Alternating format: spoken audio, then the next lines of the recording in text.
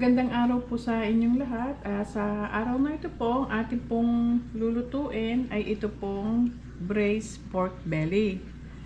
Ito na po ang ating pork belly. Bali 1.5 pounds lamang po ito. At hiwa-hiwain lamang po natin siya ng mga ganito po kalalaki. Or square cut po or cube cuts. Pwede na rin po.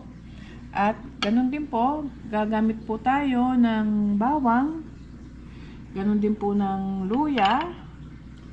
Lalagyan din po natin ng 5 kutsara po na dark soy sauce. At lalagyan din po natin ng 3 kutsara po na rice vinegar. Bali ito po ang rice vinegar na inilagay ko. Yan po siya, rice vinegar po ang tawag sa kanya. Kahit ano naman pong brand ay pwede, basta rice vinegar lamang po ang ating kailangan. Ganun din po, gagamit tayo ng 3 kutsarang brown sugar. Lalagyan din po natin siya ng konting dinurog na paminta. At ganun din po, ito pong green onion. Meron po tayong hiniwa-hiwang maliliit po na ganito at meron din po tayong ganitong pagkakahiwa. Magkaiba po ng session kasi po magkaiba po ang paggagamitan natin yan sa paraan po ng ating pagluluto. At ganun din po, gagamit din po tayo ng mantika. At ito rin pong tubig, mangangailangan po tayo ng bali po 5 cups po na tubig. Hiniwalay ko po itong 1 cup at ito po ay 4 cups.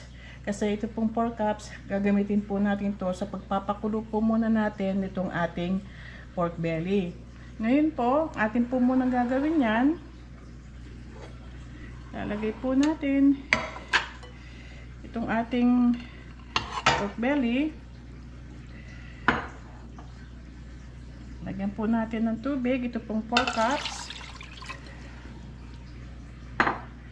Uhin po natin itong ating bawang. Ganon din po itong ating luya. At ito pong malalaking hiwa po ng ating green onion. Ngayon po, atin po muna niyang pakukuluan ito ng kahit po mga 10 minuto lamang. Atin lamang po itong isasalang. Ito na po siya, atin lamang po siyang pakukuluan po ng mga 10 minuto. Tatakpan po muna natin siya. Ito po, pagkatapos po ng 10 minutong pagpapakulo po natin dito, atin pong gagawin yan, i-drain po natin yung kanyang tubig. Paghihiwalayin po natin sila, at hindi po natin kakailanganin yung pong ating pinaglagaan, itatapon lamang po natin yan.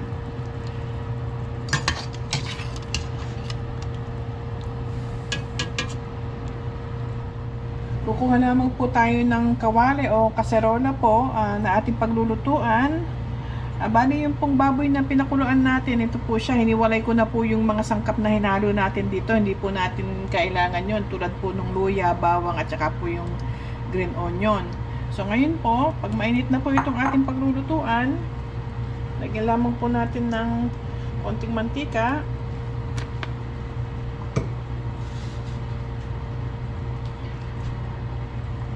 Pagkatapos po, lalagay na po natin itong ating baboy.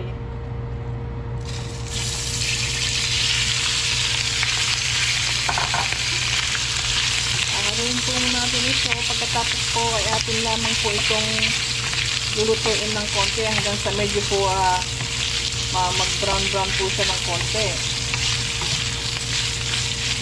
Takpan po muna natin ganyan.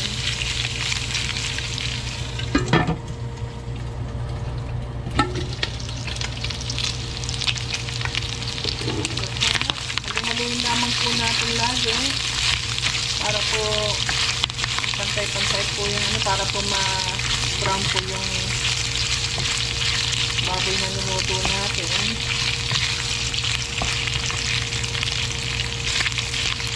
Hali po ng pakusan yan at yung pa po muli siyang tatakpan.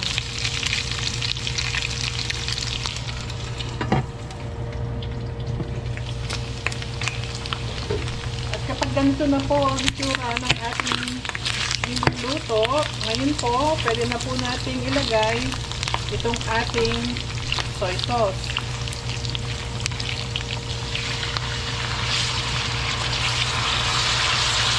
At ganun din po itong ating brown sugar. Haluin lamang po natin ito.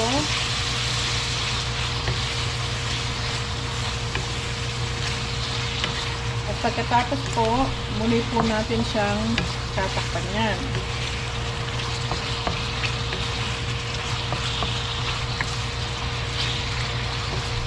Bago po natin pala sa takpan, pwede na po natin ilagay itong ating rice vinegar.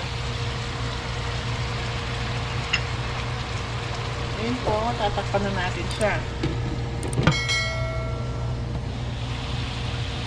Pagkatapos po ng mga 3 hanggang 5 minuto pong pagkakatakip, ngayon po, lalagyan na po natin itong ating dinurog na paminta. At ganun din po itong ating 1 cup of water. Ngayon po niyan, hihintayin po natin kumulo ito at hanggang ang tubig po ay mag-evaporate na. Nilagyan po natin yung tubig para po yung pong ating pork ay lumambot po ng gusto. Katapos po nito niyan, atin po siyang tatakpan muli. Ito na po at malapit na pong matuyo ang kanyang sabaw, pero hindi pa po siya pwede yan. Lutuin pa po natin siya ng mga ilang minuto pa po hanggang po ang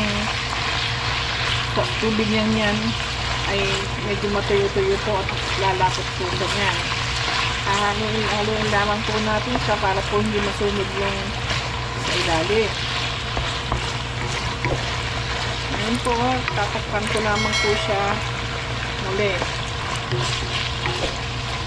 hanggang sa matuyo po yung kanyang tubig.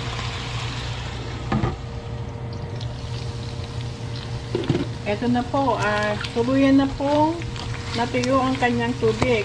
And po, nakikita nyo po na mantika na lamang po yung kanyang natitirang sabaw dyan. Bali ready na po sa niyan. Akin lamang po siyang ilalagay sa lalagyanan. Hahanguin ko lamang po siya. Ito po, at naluto na ang ating braised pork belly. Ayan na po siya. Sarap po ng kanyang pagkakaluto. Ngayon po, dito po natin kakailanganin yung ating in-slice po na maliliit na green onion. Hanggang sa muli po mga kaibigan. Maraming pong salamat.